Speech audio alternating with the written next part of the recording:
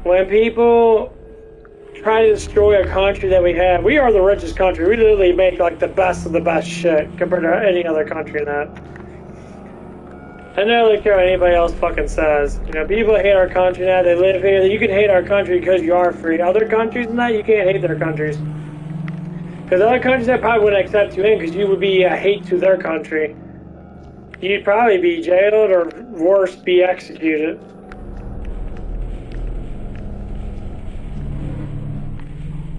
We're the only country that actually accepts people for who they are and that.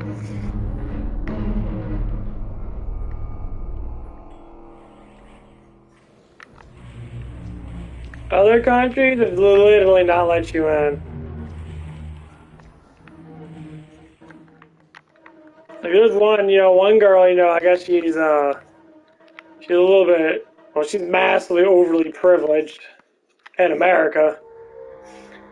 And this is, basically what's happening. She went to Russia with an enormous amount of weed. Stupid as fuck. Weed's illegal in Russia. And she got caught with it. And now she's in prison in Russia because she thought that she was privileged to be in Russia, and Russia just arrested her fucking ass. Straight up arrested her. So you're gonna be in prison. You can negotiate with America and see they want to take you back. Of course, none of them do. No one wants this bitch back because everyone's just like, she hates America. An overly privileged person that has way too much fucking money for their own good sits there. It's like Tom McDonald said, if you listen to America from Tom McDonald, dude Chip tells the truth.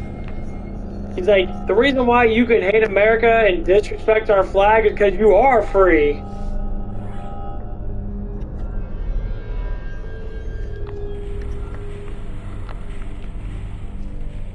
Without that freedom and that, you could never do that in other countries and that. You'd be set in prison. You wouldn't even think about doing it because you wouldn't be put in that position. This is the problem is with our country now.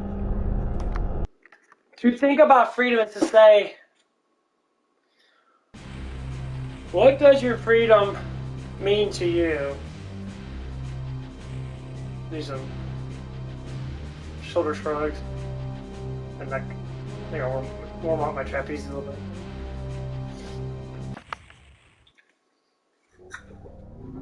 He says, like, what I would say about my freedom now. I'd say, well, I'll definitely fight for it. I'll go against any of these super far leftists, whatever you want to call them, commies or whatever. And I'll just straight up tell them. It's like, you're very majority of the people now. You're such a small amount of the people now. You don't mean absolutely fucking nothing. Because most people work. Most people don't sit there and rely on the government. Most people actually do the things they have to do to survive. And you're going to fight against all these hardworking people. Your little pussy-ass hands or cowardly hands or soft hands ain't going to do nothing. You couldn't fight a real hardworking American. Someone that burns their hands every day. Doesn't matter if I'm doing dishes, doesn't matter if I'm cooking. Done both. Someone gets uncomfortable. Someone has to take the bus, someone has to walk, someone has to get in a car and pay for all the fucking gas. While people are giving you money to do the things that you do because you're part of the system. You're part of the secret society, and that's where it comes out. You're part of the secret society. I wouldn't be surprised if my family's part of the secret society. I wouldn't put it past them, honestly. I'm sure there's someone in my family back then that was part of the Masons or something like that, because I'm only saying that because it seems kind of awkward, Just want to throw that out there.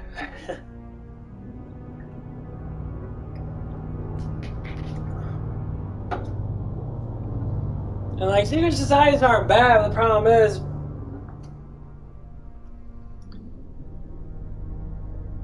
that they're too secretive. Their children have everything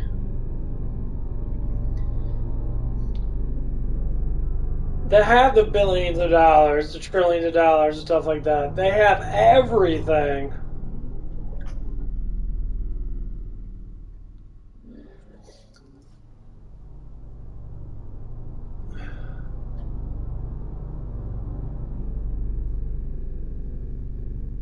Stretching my neck a little bit. And I get it.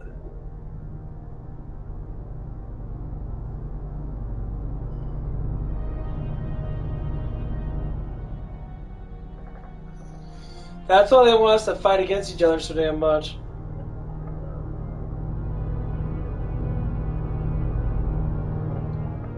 That was the whole point of this. It's literally all a game to them.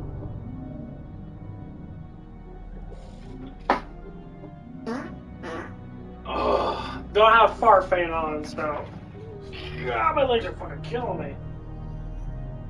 I go off screen and blow it out. Blow it out towards the window. I did some squat jumps, little hops. Didn't go too much. I was probably went like maybe like a half inch off the floor. Damn, that shit works out really good. Oh man, I'll be hurting so fucking much. All I've been doing is drinking aminos and eating as much protein as I possibly can. I'm trying. My hamstrings still fucking hurt a lot. And I've been sleeping like throughout the whole entire day on Tuesday and Wednesday. I've been doing like cat naps for like 2 or 3, 4 hours. Trying to get my legs to fucking heal.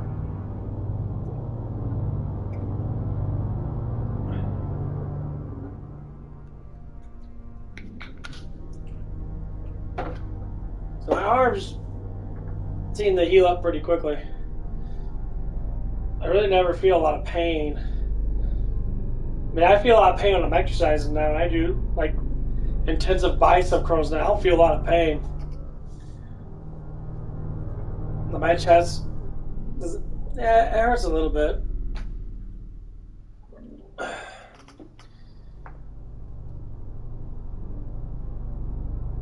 Maybe this is the biggest I can get. Maybe this is my max potential. I don't think it is. I know I can get a lot bigger than this. That would suck.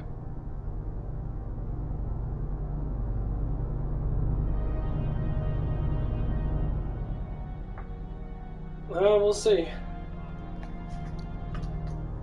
I did shoulders today. I did biceps today. I did my triceps the other day. Not on Wednesday. I think it was Monday when I did it when I got back. I did them on Monday. Oh man. Man, that shit hurts so bad. Oh, it's so annoying. Whoa. Ate a lot of food in that. Oh yeah.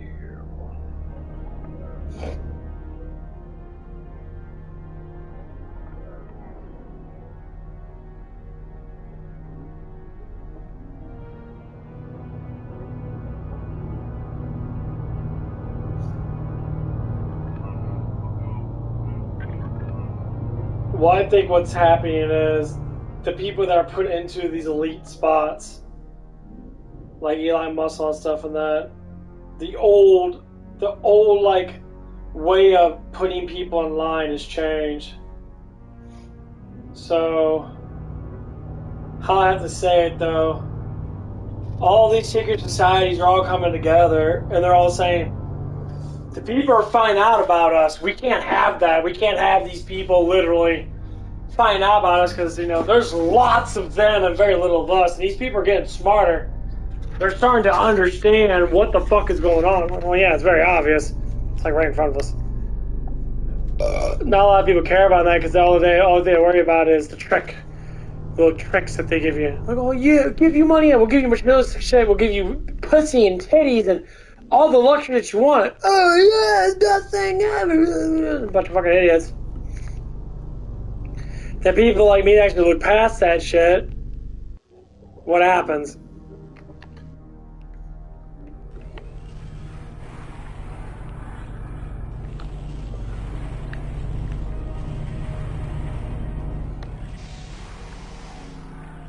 We start to see things differently.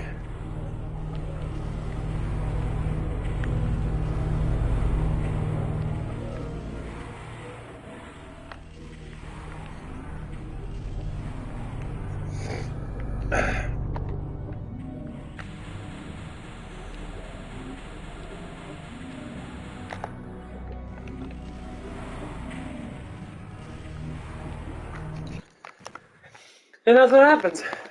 Now we're seeing things differently, and now things are starting to get more.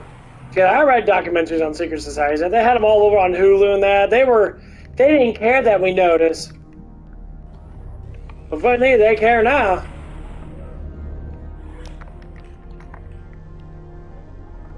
Oh, they care now. Because of what Donald Trump's doing. That's why they care. Because they can't stop Donald Trump doing what he's doing now. Because Donald Trump is one of the Freemasons. He's one of the old Freemasons, too. Because his dad was a Freemason, so...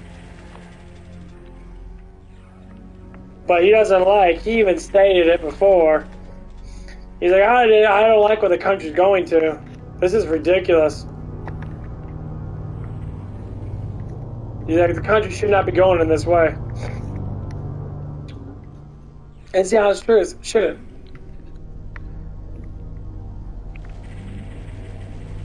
And that's why he did. He even stated, like, if Obama did a better job in that, he said, if Obama did a better job, I wouldn't be in this position. He's telling another Freemason or whatever, he said, if you didn't do it, he's like, you did a shitty job in that, there's no way. No. Because basically what saying, his secret society was telling like, hey, we gotta do something, man. Their society, they don't know what the fuck they're doing now. The whole country's gotta figure out all kinds of shit in that. And that's why they push, you know, all the stuff they push.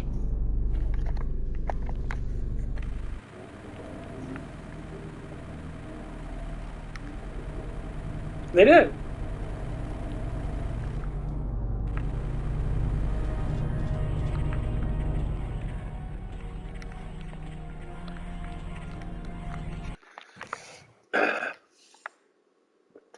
And, you know, a lot of the secret society people have died off, and now the older ones are taking over that. And obviously they're switching things around.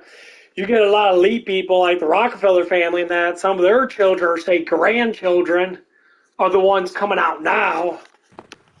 And, you know, they're starting to look at it from a different perspective. Like, man, this shit's fucked up. Yeah, it's fucked up. You live in the most freest, most maintained country in the world. Everybody wants to be an American.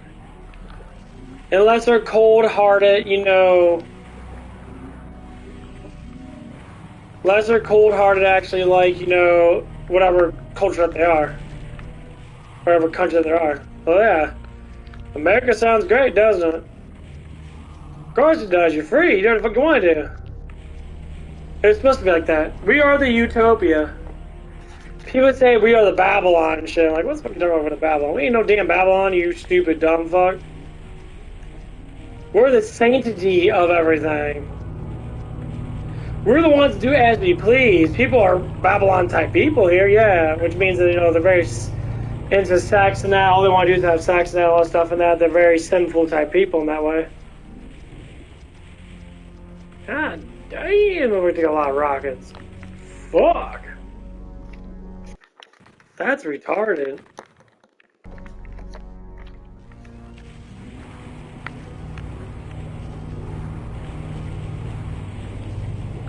Ain't like the BFG, bitch. Big fucking gun, go! The BFG fucks them dudes up. That dude was a dick.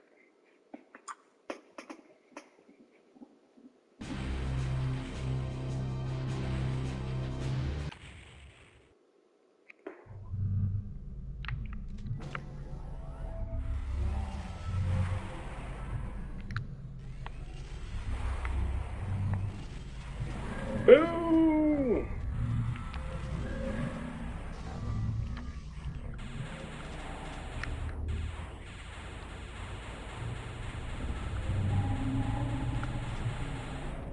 Times it almost 40. I'm about to stay up like all morning. That. Yeah, pick me up some subscribers.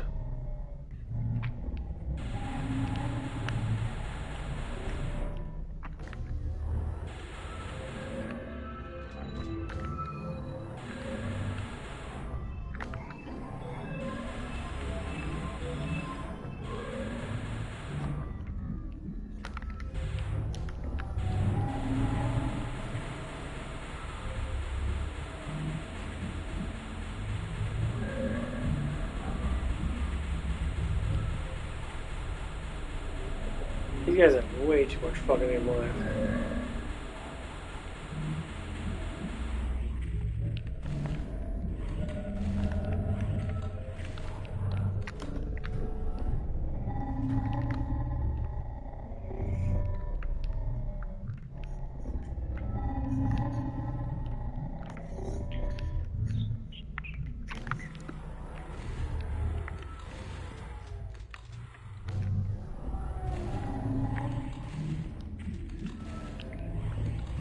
I might get back on and play some Age of Empires, I don't know yet. I'm kind of really into this right now.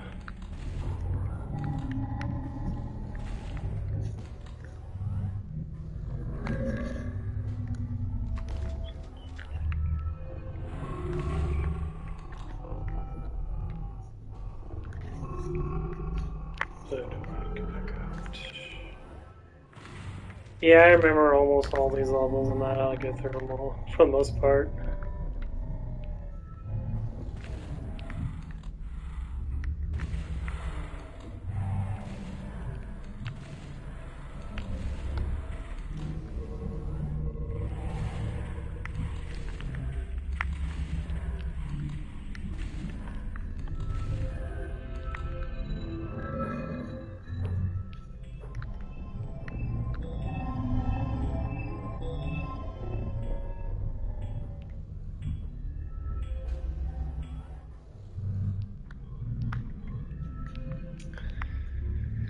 Okay.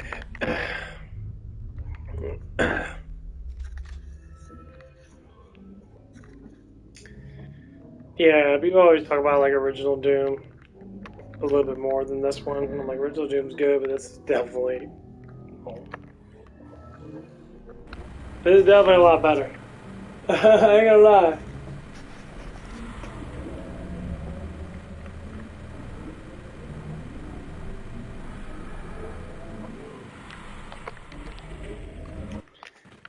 This is definitely better Doom than Doom 1 and 2.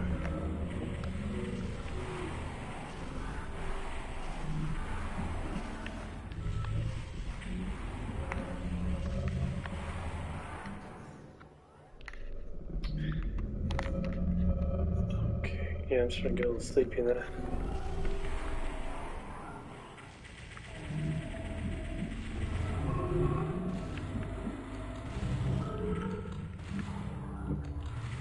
A lot of food. Okay, got the red key.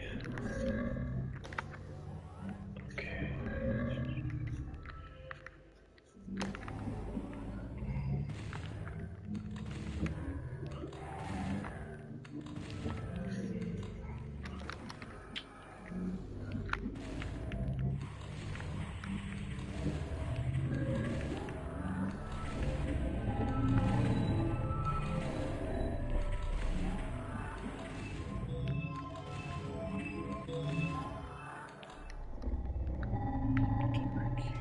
Around here. Okay.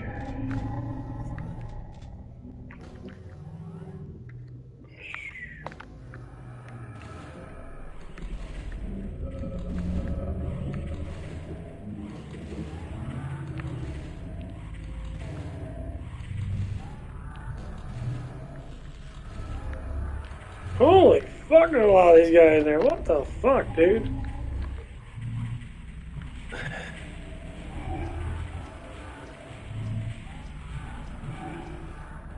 Holy shit.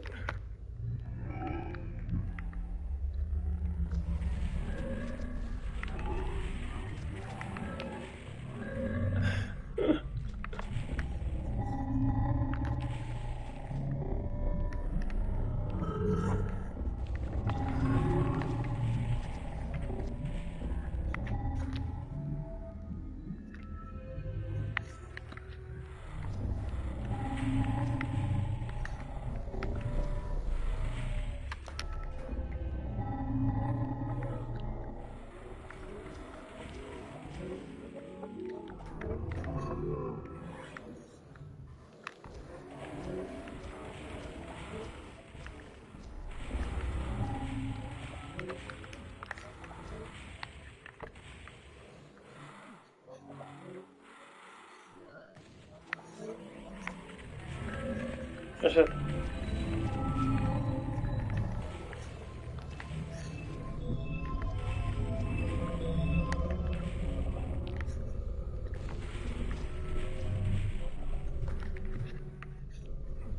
No.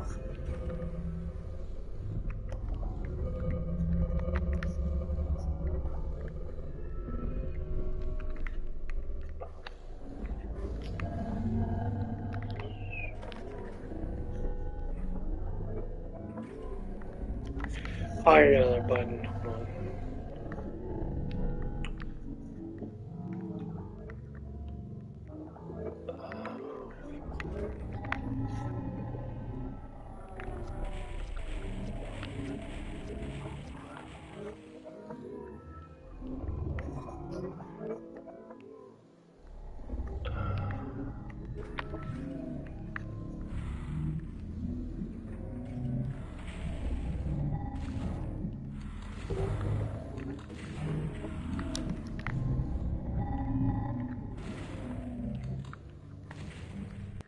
The other one. So it'll break me. My stomach's full.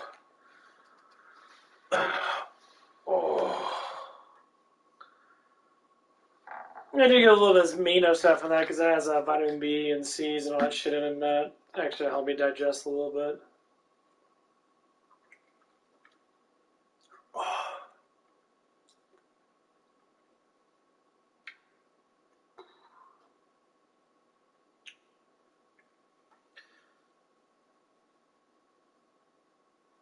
What time is it? 4 something? Past 4:30? Oh.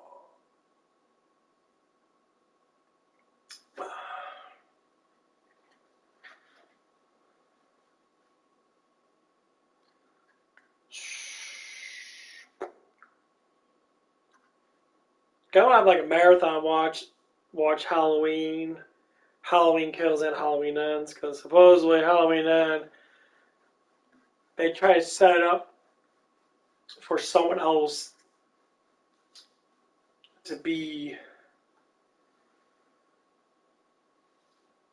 like Michael Myers, I guess. I don't know how you do that. Michael Myers is pretty much an immortal being to a certain extent. But Halloween Ends looks pretty cool. Looks like it does more of a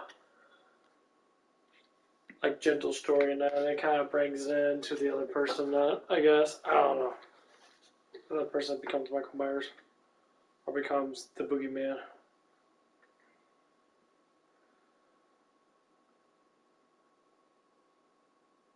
They always try to do that in that.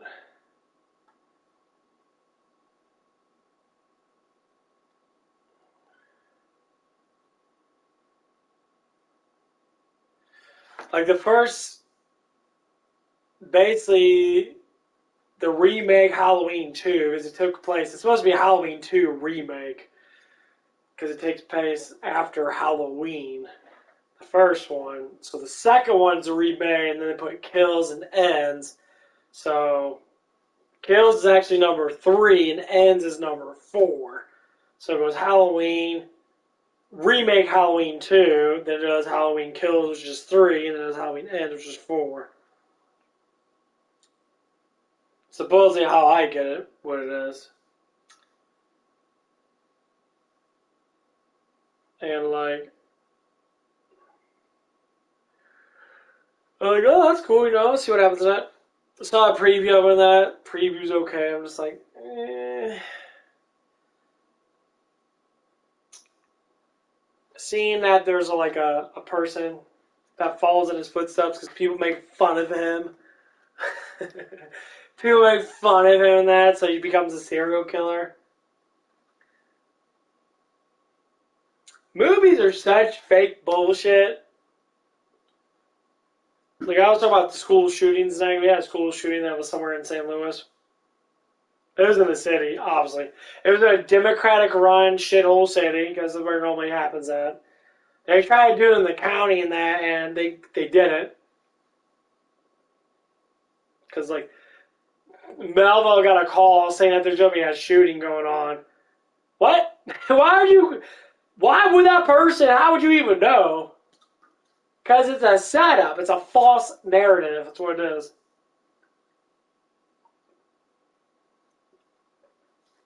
That's called false flagging. It's what they do.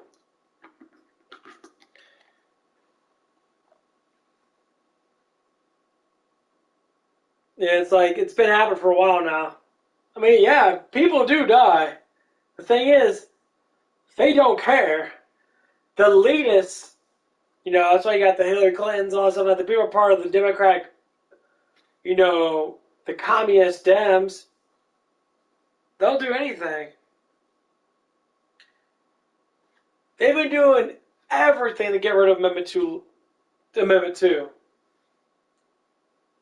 Everything.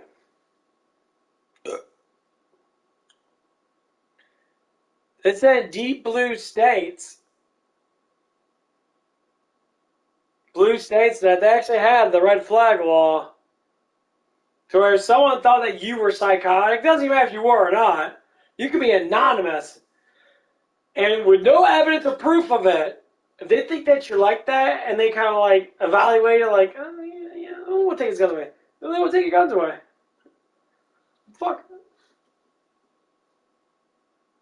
I just take them to court, but yeah, I have Amendment 2 right. I can carry guns. Who says I'm psychotic? I want to subpoena their asses in the court and be like, hey, how do you think I'm psychotic in that or whatever that is? Because you own guns. What the fuck does owning guns to do with psychotic? Most people own guns from licensing them to themselves is because they want to protect themselves. Criminals don't license it. They get off the market, off of people that get off of other people and that. It's all criminally run through the elitists that give them the guns to sell out of trunks, which is what they do. They get them from the George Soroses of the world, whatever the fuck that these people are, that I obviously don't know, but they get them from these people, and what they do is they give them to the criminals, and the criminals sell off to the criminals, and that's how they create crime. They have to get the guns from somewhere. They act like these people are smart enough. No one's going to sell them any fucking damn guns. Just like, that's just how it works. We create crime through the means of saying it's easier to rob a store than it is to get a job. Go around the store. You're okay. You're in a shithole neighborhood. They're not going to do nothing. But then, now they're starting to do it. People are starting to get shot now. People going to gas stations, convenience stores, starting to do that. People are getting lit up. All you have to blame is the people that get those guns illegally. That's all it is. I try to talk to people about that, people that are, kind of far left, and I say, you know what, if every place had a big old sticker and some guy holding a fucking AR and say, we carry in this store, you rob us, you will get shot. That place will never get robbed. They'll be like, oh shit, everyone's carrying. If the whole county had that, every single restaurant, store, convenience, or whatever it had, they said everybody was strapped, you probably see very little crime. They wouldn't even come near that place. That's how it should be. That's how you get rid of crime, is by having people defend the stuff that they worked hard for. Not to sit there and be like, put up a sticker and not say, oh, we don't want anyone to carry any weapons. You think that's going to stop someone from robbing the place? If you had the opposite sticker on, said everyone carries guns and knives and bazookas and grenade launchers in this fucking place. We are Duke Nukem 64 in this motherfucker. You would have no one coming in that place. Everyone would feel massively protected. You have more people coming in. That's what we're having now. I would get so many things that people, some people are they're scared to go into a place tonight because of what happened. If they put that little sticker, they have these little, I don't know, the fucking company is just dumb as fuck. I don't know why they're doing it like that. It makes no sense. They're like, sticker, oh my god, sticker's gonna protect us. That sticker ain't gonna protect no one. It's gonna fucking kill us. Stop it. Get some nuts. Spending some money to train your people. Or tell them to go off and train themselves. Even if it's hand-to-hand combat. None of them know how to fight. None of them. Then I do street brawls. There you dumb motherfucker put a fist up. This ain't boxing, bitch. Your gloves are fucking huge. You got big ass gloves on. Your little fists don't cover your fucking face too well now, do they? Your hands do. Your hands probably do, because you got your hands, that's easy to block like that, because you can deflect. But none of these motherfuckers don't do that. They don't have bob and weave that, but they're not in good enough shit to even do that. It blows my motherfucking mind. So if something does happen, everyone's gonna be fucking. That's why I told them, like, dude, you fucking dumb as fuck. Something does happen, that people are gonna end up dying anyway because no one has anything. I probably will be the only one to be sneaky enough to be, slicing and dicing people up, or be fucking doing what I do, trained to do that, I trained myself to do. And everyone else be sitting there pissing their fucking pants and that because they don't know what to do. They're like, we're not on the cops. The cops take forever to get in places, you know that, right? When cops hear shootings and that, they're all like, because they're scared too. Because they're coming in a scene. Yeah, when they hear sirens now, a lot of times they run out. I talked to cops. They're scared to kill people. I said, why? It's kind of your job, right? Your job is to protect. Your badge is what resembles protection. If you don't want to protect, take that badge off and throw it away then, because you ain't doing nothing for society in that. You're literally just running around and doing the bare minimum. Here's a ticket, sir. And, normally people, when they see a cop and that, they normally stop and, no, we need people that actually take the fucking oath actually seriously that, and some of them do, but some of them use it as a fucking joke.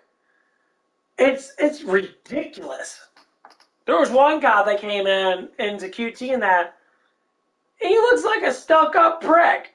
He looks like he has no honor. He's the hardest fucking person to talk to in that. And some of them are overly privileged the way they talk. They take everything massive fucking serious in that. They're not chalant. They're just... It's so fucking stupid. Like, how the fuck do you train your people? You're dumb. So one guy came here and that, he eats like fucking shit. You get the big old thing of fucking, soda, and that he eats fucking peanuts all damn day. Because he drives around in a fucking cop car. Probably does 10-hour shifts or whatever it is. Does some domestic abuse. He's a pretty big guy, but he looks like a fucking prick. Comes in, no smile, and he's like, walks in. You got way too much pride, dude. You take that badge with a grain of fucking salt. Because to have that badge on your motherfucking chest, dude, this is how it works. You got all kinds of responsibility. Respectful, honor, treat people with respect. Because they're paying your motherfucking salary. You treat everybody fucking like shit. Honestly, that's probably why people want to demote the fucking police. Because of one dickheaded cop that's just a dumbass. He walks in like Clint Eastwood and shit and I'm tough. Okay. Because you can legally shoot someone if they fucking punch you in the face? You give yourself way too much stuff in that. Tone the fuck down. You gotta be tough with these criminals out. You have a gun, dude. What the fuck you be tough about? You gotta be emotionally prepared to fire that gun off as fast as possible. That's all it is. You don't need to be strong to pull a fucking trigger. You need to be mentally strong. To say, I might take someone's life today, if it's up against me and them, motherfucker's gonna get shot. That's all it is.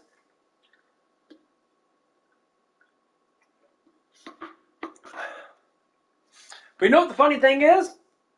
Law-abiding citizens actually have more of the Amendment 2 law to protect them than cops do. So if someone threatened me, as I tried to get a fight with me, he was, trying to steal something, if I shot him, nothing would go against me.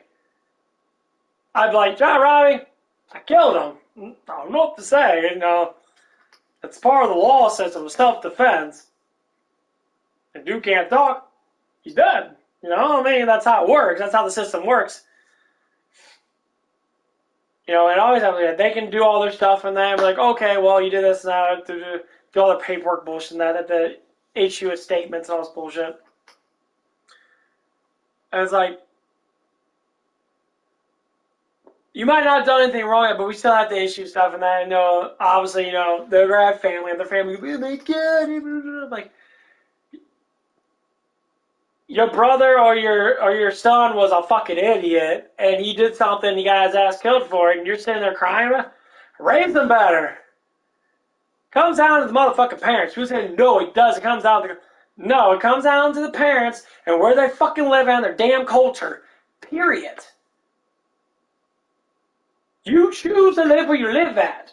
You can move to a different place. You can move somewhere more safer, but you choose not to. If they hang around with those kids, then yeah, obviously no, they wouldn't be like that. But the problem is they're going to, because that's what they have in their surrounding. Duh. I used to live in the city and that. People used to get in fights all the damn time in the city. I moved to the county and no one got in fights. No one. People didn't give a shit. People were playful. So I became more playful. The act of violence kind of slowly got out of me. And now I'm not violent barely at all, unless I have to. I took my old personality, my old violent self, and I kind of put it in my back conscious. So whenever it comes down to actually using that with thought and a process of thinking and training myself, then I use it. I don't know how to use it. Because in this normal day society, a lot of people are fucking weak. So when they look at someone that has decent size on that, normally they don't fuck with them. They'll say all kinds of dumb shit. Like they'll say, oh, I'll shoot you. And they're like, yeah, I have big enough balls to pull the trigger.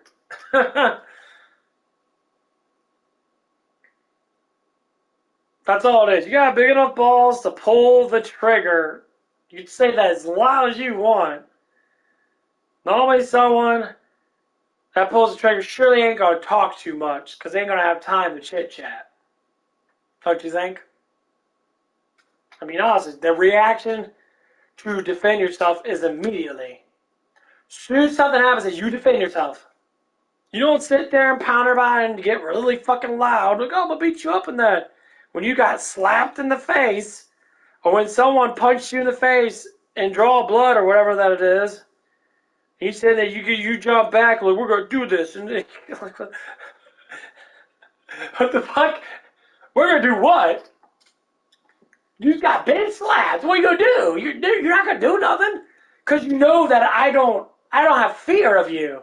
That's why it happened. That's why you got bitch slapped. Everyone's getting afraid of hitting. Well, if you don't know how to get hit, you know, if you don't know how to throw a punch, obviously you can't hit shit. Hit your hands on the face. Face is easily moved. Most of your hand the nose then. Move. Deflect. You can't body all day. People say work on the body that. They say in boxing.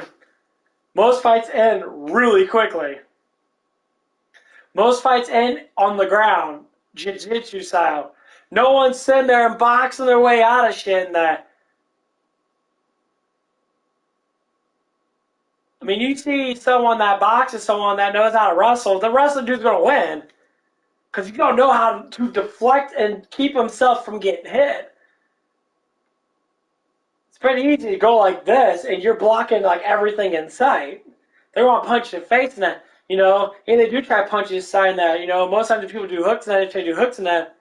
You know, they'll put a box it up and that, they'll do, you know, 1, 2, 1, 2, they'll do hooks and that. They always leave their side open that. Obviously, it's very easy. Someone tries to do a fucking hook and all they do this, do that shit. All you do is grab their fucking arm, pull it off to the side. You pull off the side like this. The other hand can't do nothing because you're pulling along their side and that. This hand can't really do anything. He'll try to punch you and you do like this, all of a sudden they're tied up. So you go like this, you tie them up. You have full control once you grab their wrist. Because without their wrist, they can't punch. You can, or you grab their thumb, you pull it back. You take, you know, someone goes like this and they grab it, and as soon as their hand opens up and now you can catch their thumb, you pull it back, you have full control over that fucking hand. They're going to be like, oh my god, look at my thumb. As soon as you pull that fucking thumb back, it's going to hurt like fucking hell. Or you take anything, you pull it back, or you pull on that, you do like, it's gonna hurt. And that's what it is. They're one of the basic things, because people don't know how to kick. That's surely. Seeing someone try to kick someone's fucking legs, like, they're all like, that fucking, that 007 kicks is like half kicking shit. They'll try.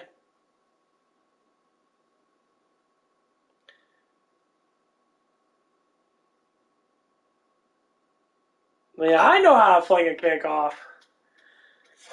But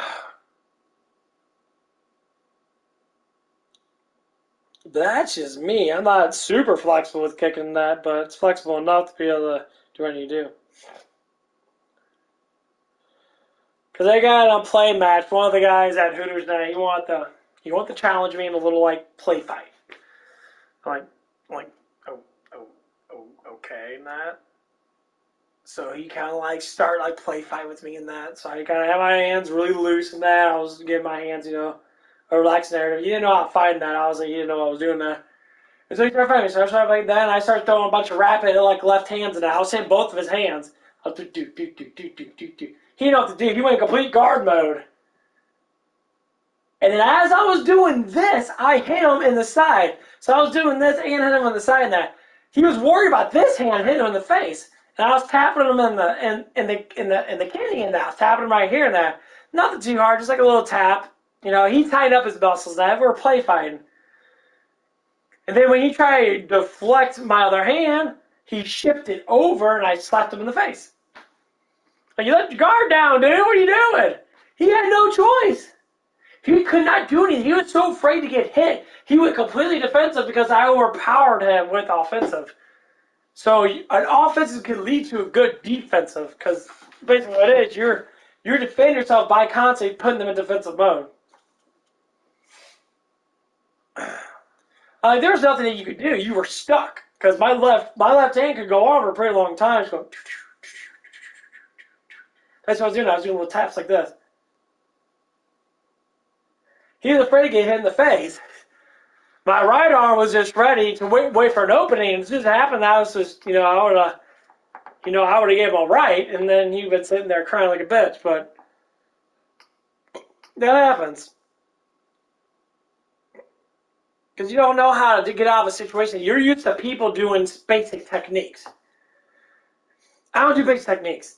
I do all out rampage mode, basically what it is. I will fling my fist very quickly at you, and you have to be able to deflect them or dodge them or try to push them away so you can open me up.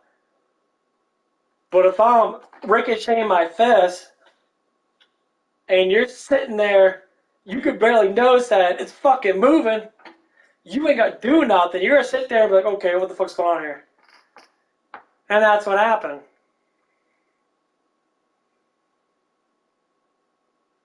And then when I slapped him in the face, now he went into the back.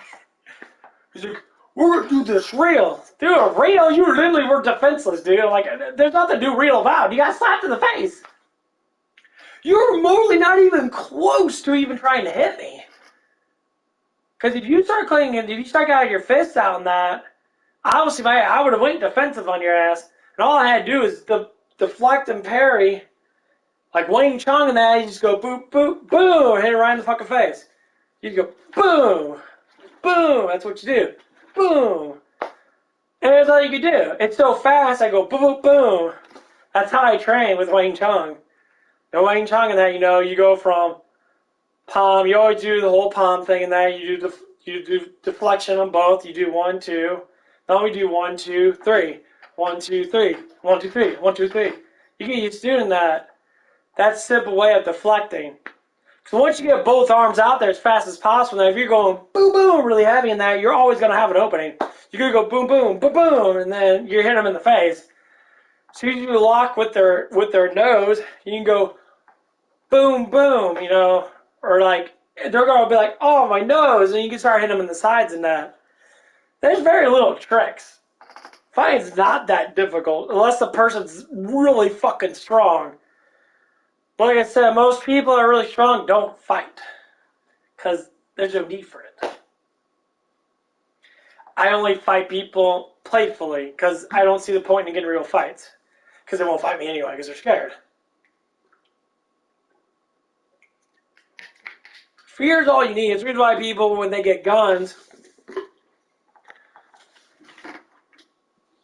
they're less fearful. If you got close to me and you try to pull a gun, yeah, I would deflect it 100%.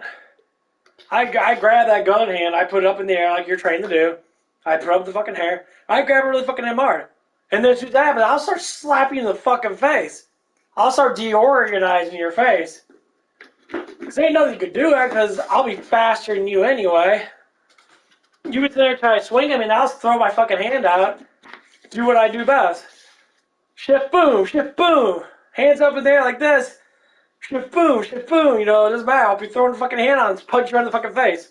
And while you're sitting there getting your ass fucking bloody and that, and you can't see where shit, because your nasal patches are closing up, your fucking eyes are watering that. And then you're going to be sitting there like, not knowing what to do. You'll be firing that gun off every 4 seconds to try till the bullets run out. And then what? Then I'm just going to demolish you. You'll have no choice. You stepped in the wrong person's foot. You gotta get your ass kicked. Especially if you do something like that, you'll end up getting your ass killed. I've been trained like that for a very long time now. You know, there was one master at one of the hold on.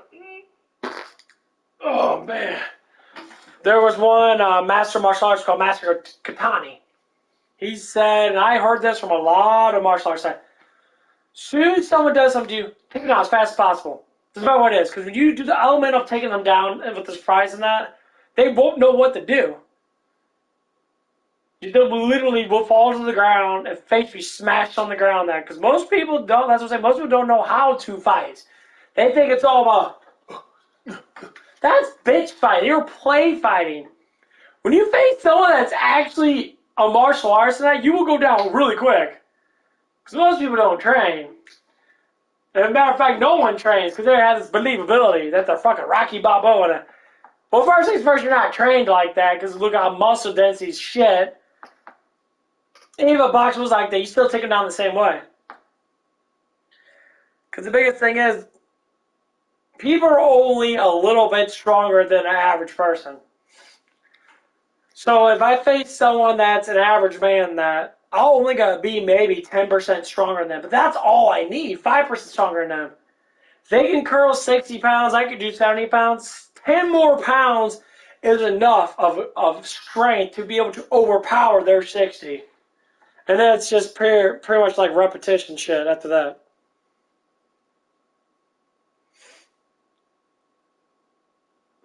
And that's how it normally goes. I'll be right back. I'll get some more water in that.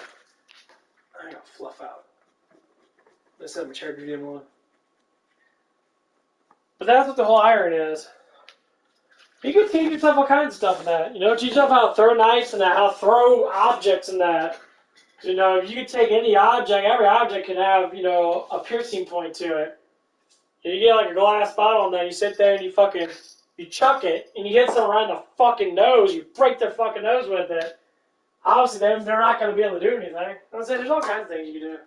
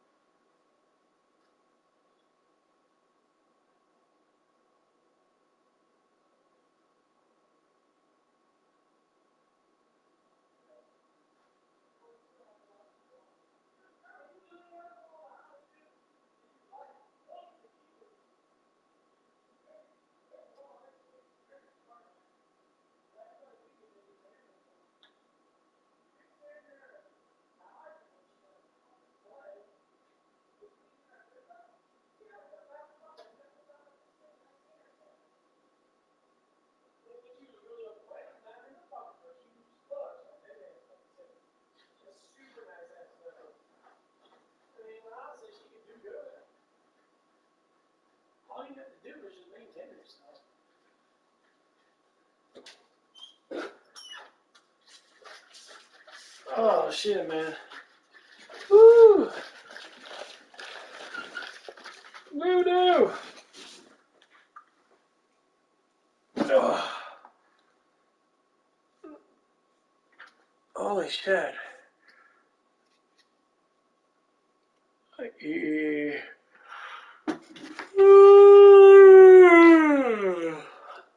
think I'm almost done with this game. I might not even do this. I don't need to go to bed though. I gotta keep my ass up though. I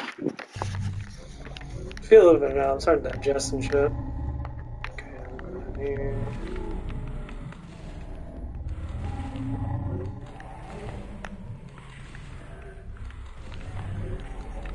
I might be switching it to killing floor maybe. I don't know yet.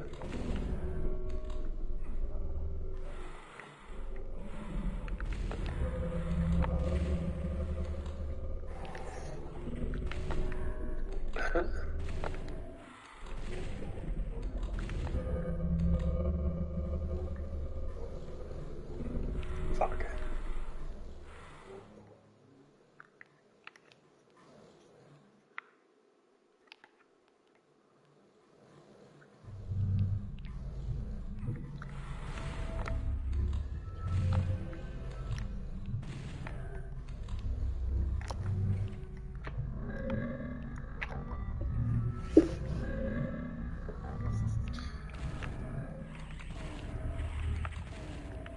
I think I might go back and watch some more Toriko.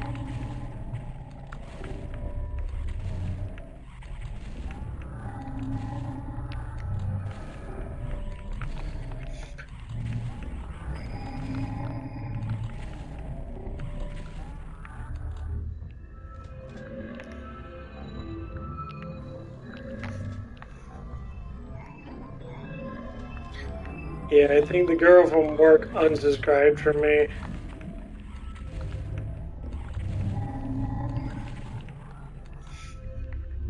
I just buy her some stuff that she didn't like, I guess. At least a lot of people do. I go up front and say, hey, I'm a very bold person now. You're gonna...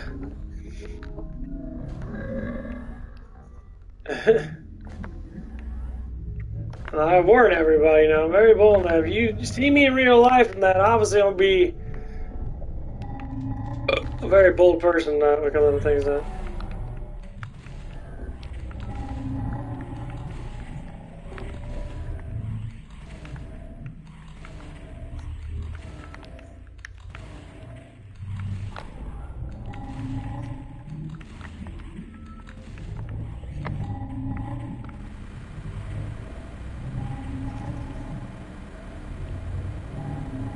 I didn't like to apologize up front, which is how it is.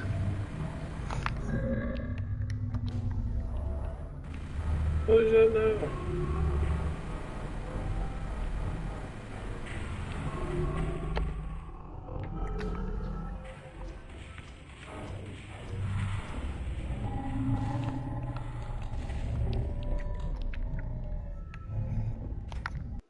I do like the double barrel shotgun. I just don't like how it doesn't reload that fast. Reloads a little slow.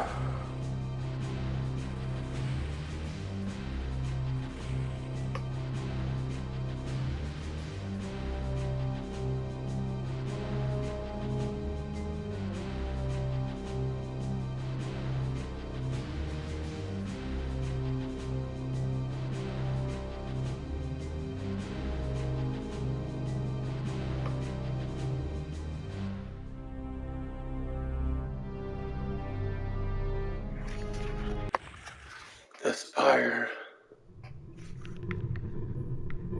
Oh, that's a quick one. I think I might get off right here and go to a different game. Maybe, I don't know yet. What time is it? 5 something. Been streaming for how long? 4.5 hours. Streaming for quite a bit.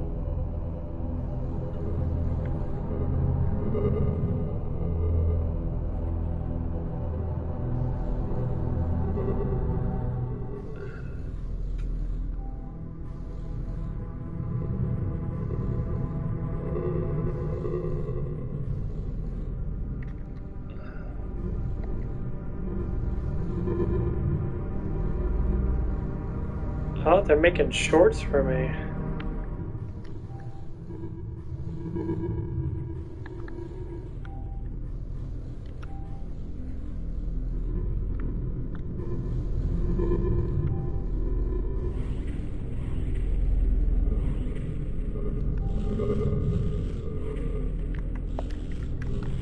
Probably bitch.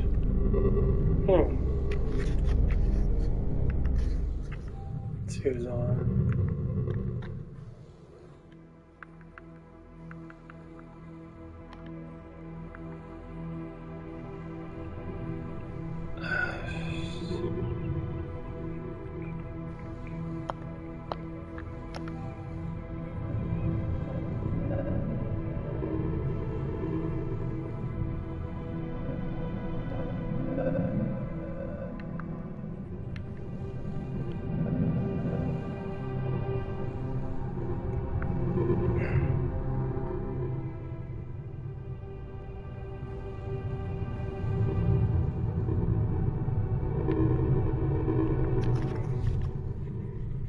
What is the Halloween things? Dying Light versus Warframe Resident Village. Third person demo out now. Oh. Shit, they're all piling up. They're all piling up right there.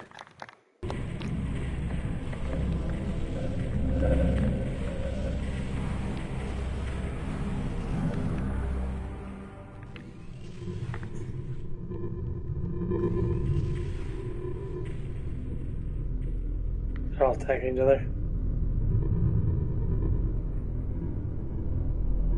They're all fighting each other now. That dude's just fucking them up.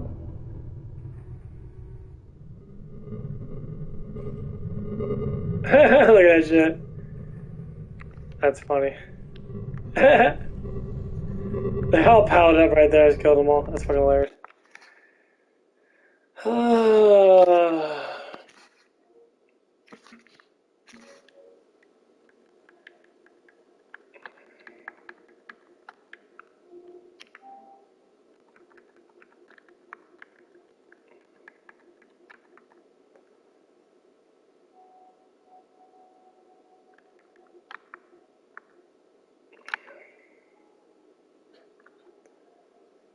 Anthem.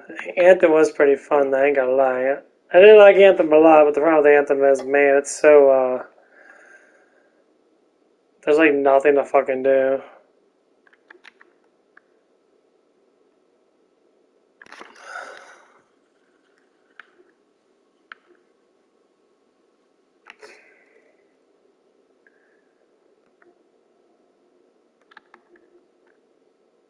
Yeah, Skyrim was kind of boring, actually.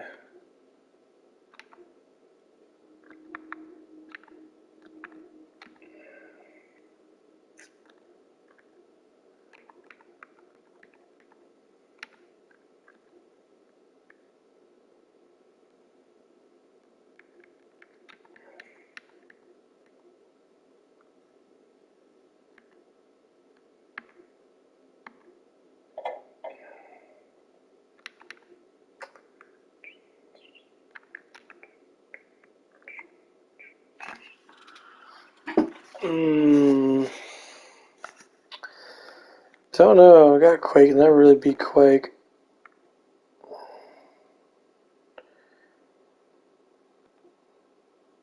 He's got a lot of Vanguard zombies and that shit got boring. Dragon Ball Z Kakarot was actually pretty fun.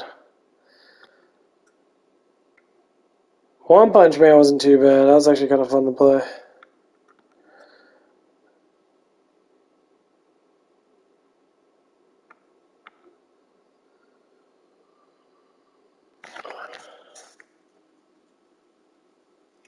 See, it really all depends. Like, there's certain games that I really do like.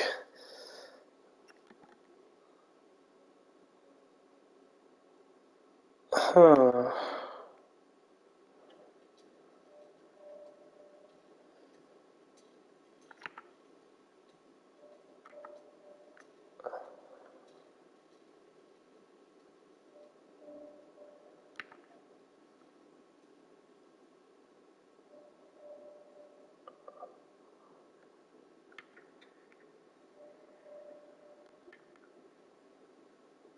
Oh my god, they got the G36C.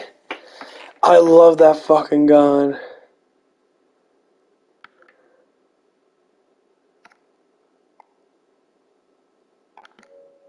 Oh, fuck yeah.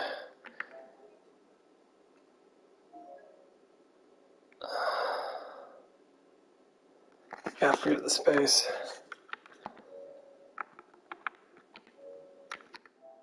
Okay, well, I'm in this stream, and I'm probably gonna go on Killing Floor and play that for a little bit. See you when I see you. Bye, boys. Bye-bye.